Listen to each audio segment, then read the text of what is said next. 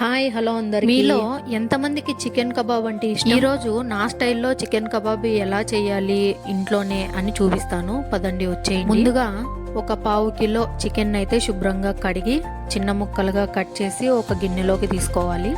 అందులోకి సరిపడా ఉప్పు, కారం, మిరియాల పొడి, గరం మసాలా, కరివేపాకు, అల్లం వెల్లుల్లి పేస్ట్, పొడవుగా కట్ చేసుకున్న పచ్చిమిర్చిని, అలాగే కొద్దిగా పుదీనాని వేసి 3 టేబుల్ స్పూన్ల కార్న్ఫ్లవర్ని వేసి, అలాగే ఒక గుడ్డు, జీడిపప్పు, కొద్దిగా ఫుడ్ కలర్ని కూడా యాడ్ చేసి ఈ మిశ్రమం అంతా బాగా చికెన్కి పట్టేలాగా బాగా కలిపి 1 గంట సేపు అయితే ఫ్రిడ్జ్లో పెట్టుకోవాలి.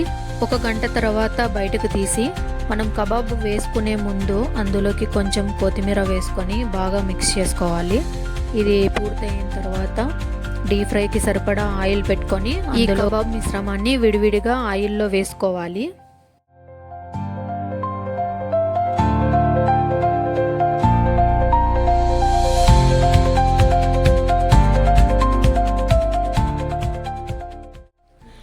మధ్య మధ్యలో ఈ కబాబ్ మిశ్రమాన్ని అయితే విడివిడిగా చేసుకోవాలి, ఎందుకంటే ఒకదానికొకటి అతుక్కోకుండా ఉండడానికి.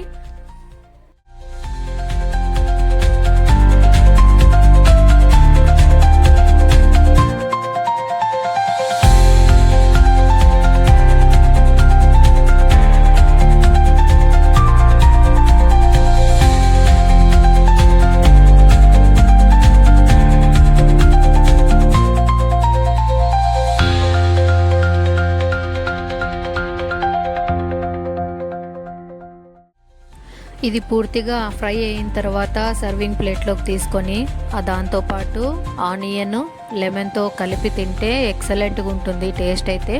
వీలైతే మీరు కూడా ఒకసారి ట్రై చేయండి ఈ రెసిపీ మీకు నచ్చినట్లయితే లైక్ చేసి ఫాలో కొట్టేయండి.